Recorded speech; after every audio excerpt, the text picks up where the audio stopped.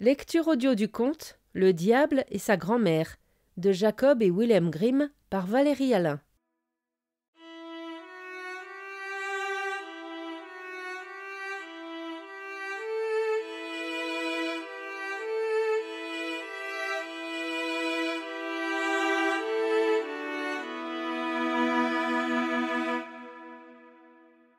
Comme il y avait une grande guerre, le roi avait beaucoup de soldats, mais il les payait peu, si bien qu'ils ne pouvaient pas vivre de leurs soldes.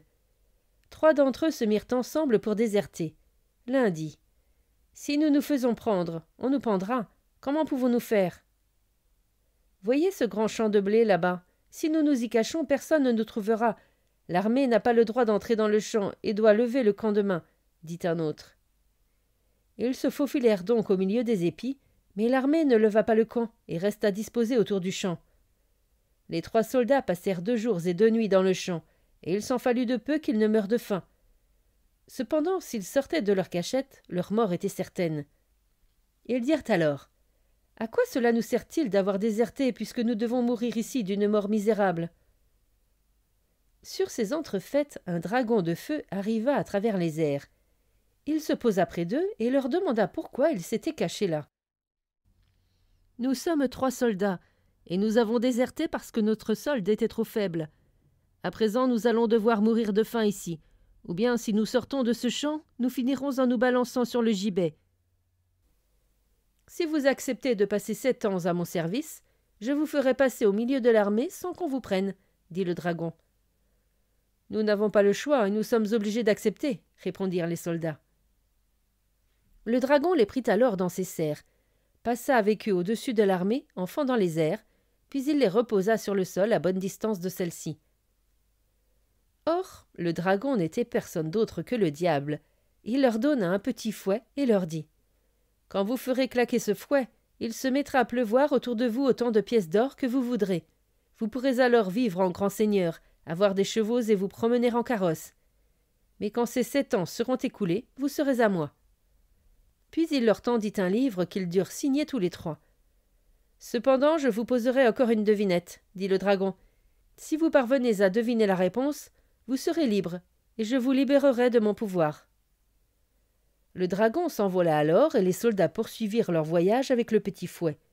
Ils se firent faire des habits de seigneur, et partirent de par le monde. Où qu'ils aillent, ils vivaient dans les plaisirs et la magnificence. Ils allaient en carrosse, attelés de chevaux, mangeaient et buvaient, mais ils ne faisaient rien de mal. Le temps passa vite, et quand les 7 ans furent écoulés, 2 d'entre eux se mirent à avoir terriblement peur. Le 3e, quant à lui, prenait la chose à la légère et leur dit : « Ne craignez rien, mes frères, je ne suis pas tombé sur la tête, et je saurai trouver la réponse de la devinette. » Ils sortirent dans le champ et s'assirent, et les 2 autres avaient des mines déconfites. Une vieille femme vint à passer par là, qui leur demanda pourquoi ils étaient si tristes. « Ah, que cela peut-il vous faire ? De toute façon, vous ne pouvez nous aider. »« Qui sait, confiez-moi votre chagrin, répondit-elle. Ils lui racontèrent alors qu'ils avaient été les serviteurs du diable pendant 7 ans, et que celui-ci leur avait fourni de l'argent à foison, mais qu'ils avaient signé un pacte avec lui, et qu'il serait à lui si au bout de ces 7 ans, il n'était pas capable de résoudre une devinette. « S'il est écrit que vous devez obtenir de l'aide, dit la vieille, il faut que l'un d'entre vous se rende dans la forêt, où il parviendra devant une falaise effondrée qui ressemble à une petite maison, qu'il y entre, et il trouvera de l'aide. » Les 2 soldats tristes se dirent : « Cela ne nous sauvera pas de toute façon. » Mais le 3e, celui qui était joyeux, se mit en route et marcha dans la forêt jusqu'à ce qu'il finisse par trouver la petite maison de pierre.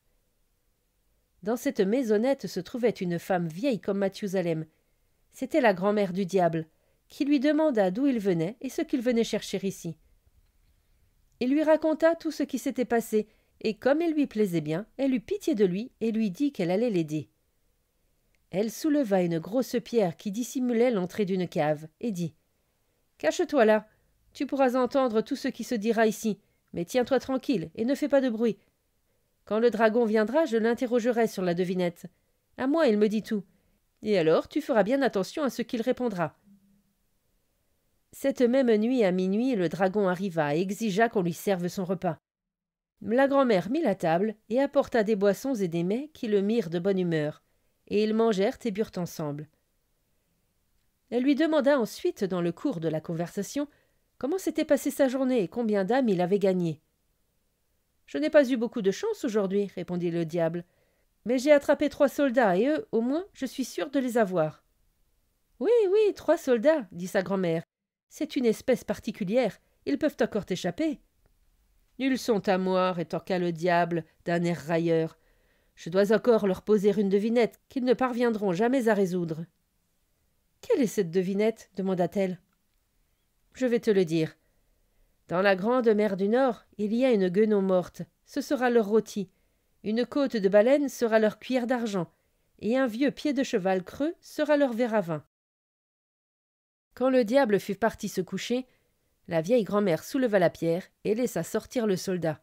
« As-tu bien retenu tout ce qu'il a dit ?»« Oui, répondit-il, je sais assez de choses et je vais me tirer d'affaire. » Le soldat dut ensuite prendre un autre chemin en passant par la fenêtre pour aller rejoindre en toute hâte ses compagnons. Il leur raconta comment le diable avait été berné par sa vieille grand-mère et comment il avait entendu de la bouche de celui-ci la réponse à la devinette.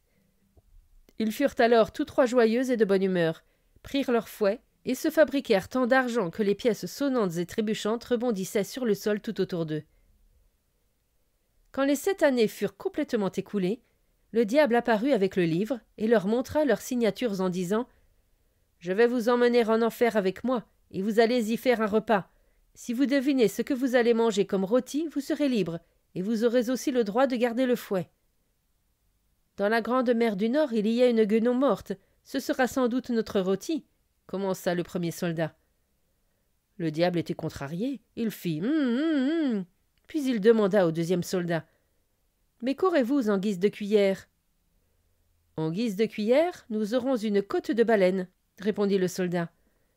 Le diable fit une grimace, grogna de nouveau 3 fois et dit au troisième. Mais savez-vous aussi ce qui vous servira de verre?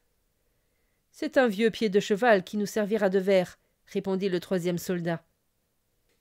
Le diable s'envola alors en poussant un grand cri. Il n'avait plus aucun pouvoir sur eux.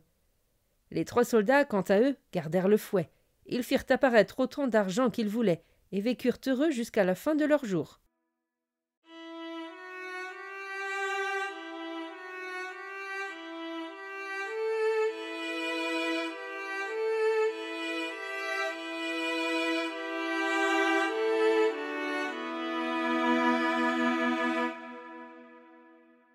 Fin de la lecture du conte Les 3 frères. Merci de votre écoute. Je vous rends vos oreilles, cœur avec les doigts.